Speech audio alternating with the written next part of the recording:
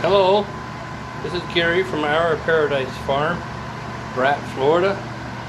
I'm going to be pausing it eventually and going outside and talking to you about somewhere else. This is my two projects for the day. See if I can cover this. As you see, I got a great big fan blowing air in here. When we purchased the place, we were told that there was a water leak in the bathroom. It's gotten worse. It turns out what happened is that seal in here had started leaking, so I put a O-ring washer in there. Then I put a second O-ring washer in there, and it kept leaking, which means it was coming through the threads. So then I went and got one that's the same size you use for a outside water hose. I stuck it over the stem and then tightened it down to it, so now it no longer leaks. So it's butted up to the washer. So it's got two internal round washers, as well as the external one. And now we're trying to dry out this mess.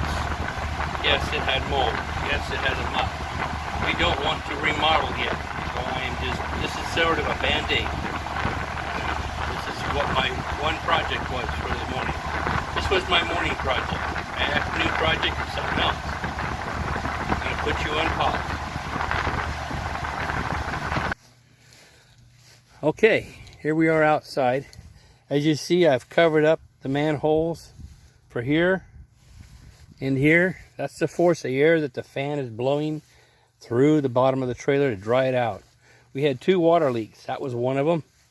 We didn't realize how bad that one really was. We thought the one up front here was worse, because this is where most of the trailer is sunk 2 inches in the center, not realizing the danger was in worse and back. Anyways, what I did is when they put the heating air conditioning system in, they left the drain for the dryer or the heater, the weep drain, underneath the trailer. They did not direct it out up from underneath the trailer. Therefore, the trailer grew a lot of moisture, and we had termites underneath there, all because of the drain line was not plumbed out. So I've went down and got this. I had PEX. This is 1/2-inch PEX, and it's sitting on the pipe to help soften it up and move it. I have it set up, and the pipe that came out from underneath was not standard 1/2-inch PVC pipe. It was a clear 1/2-inch rubber hose. And that was it, and it only came down from below the trailer about 2 inches. Therefore, it just weeped and ran since it was brand new that way. So anyways, this is what I've done. I went down and bought a PVC PEX, or a PEX connector, slide-on connector. Since the hose underneath was 1/2-inch, this is a 1/2-inch hose. I just used a sleeve, slid them together, and here's the package that I used.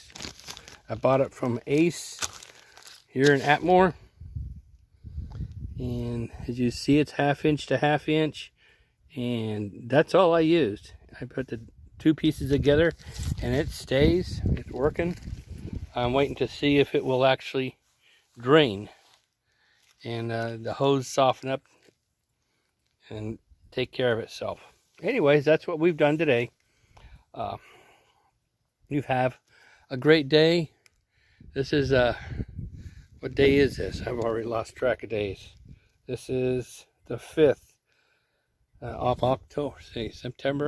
October 5th. My mom and dad's anniversary is coming up this month. Happy anniversary, my mom and dad. Anyways, you have a great life. Hit the bell for notifications. Hit the follow, share, whatever they call it, if you want to tag along and see what we do on the farm or at our Pensacola house. Thank you. Bye.